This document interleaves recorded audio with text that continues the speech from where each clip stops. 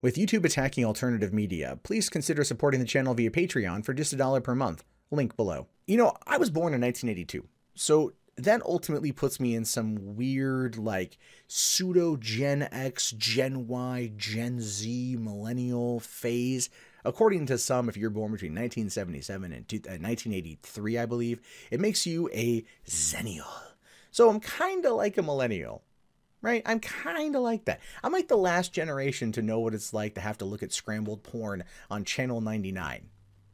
And also what life was like before the internet, when I had to actually go look at a porn mag. I'm just saying, there's the horrors from my younger life that kids today, they don't understand, right? When I was a child, you would hear stuff like, I had to walk to school 4 miles in the snow every single day. And then I'm like, yeah, but I had to masturbate to like paper porn. Do you know how weird that is? They get pages stuck together. It doesn't work out. Anyway, millennials. Millennials are apparently set to be the fattest generation. And as a person who is a rotund individual, I kind of get it. No, I do. I kind of get it.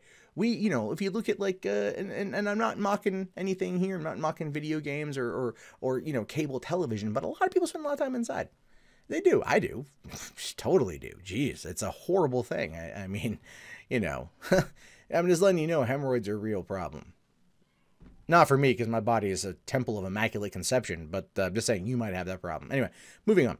So it says UK millennials are on track to be the most overweight generation since records began.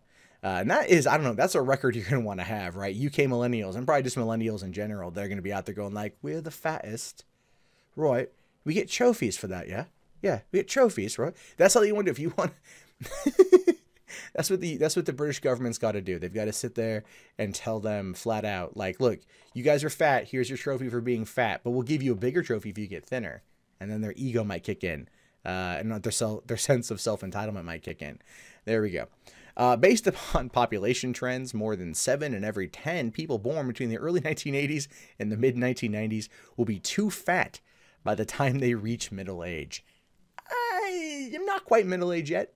All right, but I'm feeling it. I get it. I understand it. Totally understand.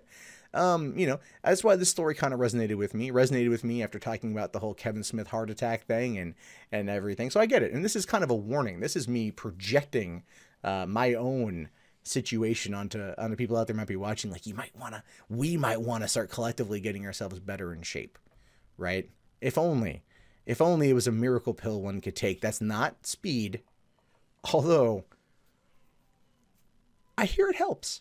Anyway, in comparison, about half the baby boomer generation born just after World War II were fat at that age. Being fat as an adult is linked to 13 types of cancer, says Cancer Research UK, who did the analysis. The list includes breast, bowel, and kidney cancer, but only 15% of the people in the UK are aware of the link. Well, yeah, I mean, like, no one ever really, like, talks about it. And this is look, the thing is, this is a big problem with the fat acceptance movement.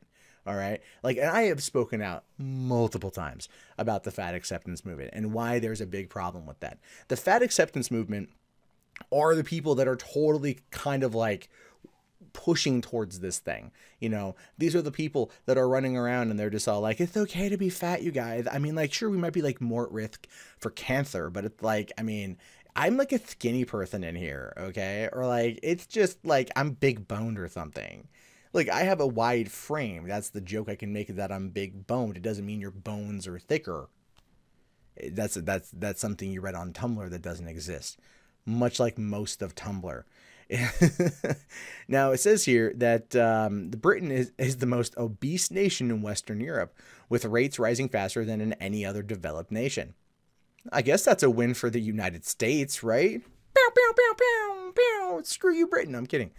Obesity prevalence has been increasing in the UK from 15% in 1993 to 27% in 2015. That is not good. That is not good, because I've always struggled in between the overweight and obese category myself.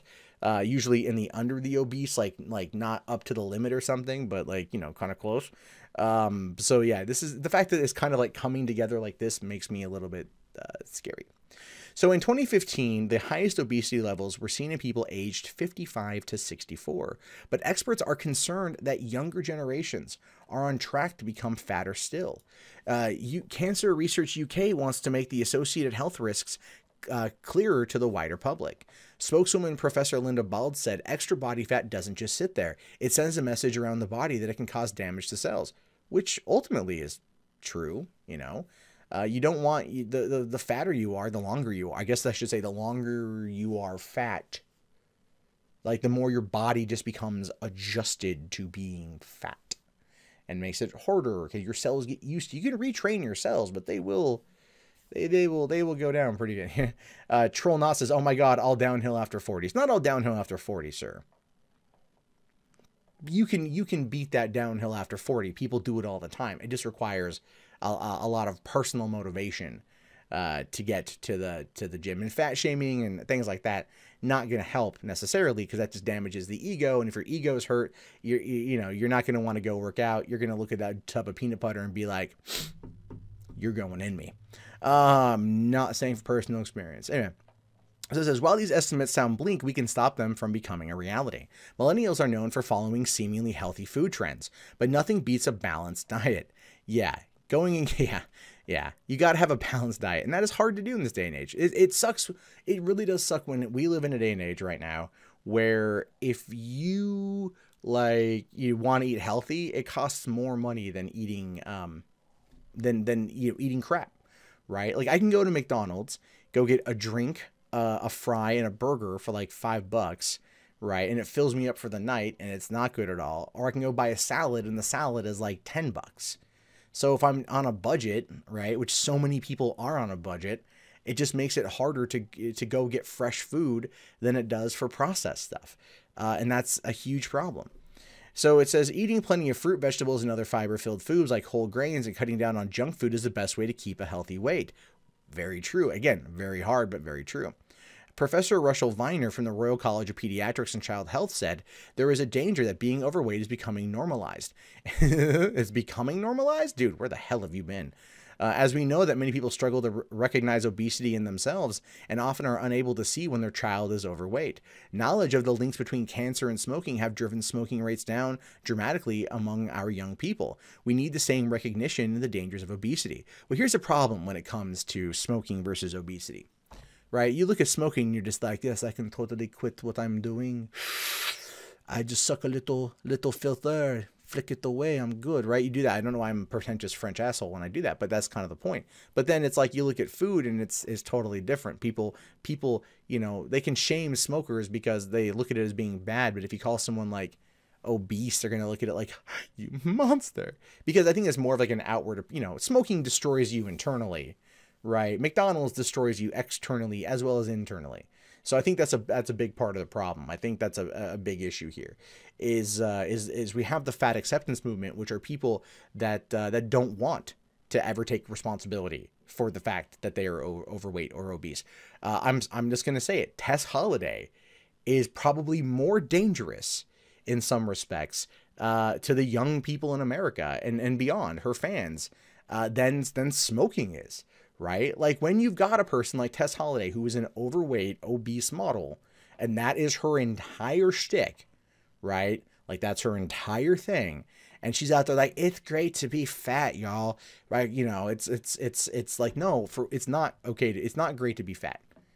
Your joints hurt more. You're not like as healthy as you could be. I mean, our bodies are never all going to be the same. Absolutely. We're all born differently. We're all built differently, but we can still kind of follow the same normal tenets of health. When you get people like Tess Holliday and the plus size models, and I don't really have much of a problem with plus size models because I understand that they are catering to a demographic. I get that. But at the same time, what you have is a situation where they're capitalizing on a trend of unhealthiness. Like we went after stuff like Joe the Camel because it glorified smoking to children using a cartoon camel. That was a big topic, right? The Marlboro Man, the John Wayne type that was he was a smoking mascot. The dude died from lung cancer. But we can't sit there and treat people like Tess Holliday and other fat activists with the same type of scrutiny. Like, no, listen, like we went after Joe Camel because of it was dangerous to teach kids to smoke or to kind of aim it at children, but we can't sit there and criticize a fat model for basically trying to tell kids that it's okay to be fat. That's no, I'm sorry. Like, as one fat person to the rest of the fat people out there, stop it. You're making it worse. Like, you're making it worse. We need to, like strike back against this, but it requires people to have the motivation. And I'm sorry, most people don't have the motivation. I went to the gym tonight for the first time in a couple months because of like baby. And that was like one of the hardest things for me to do. But it's like, you got to do it. You have to just keep moving forward and keep trying it. And the thing is, so many people would rather do other things, and that's going to be the cause of their early death. And they have no one else to blame but themselves.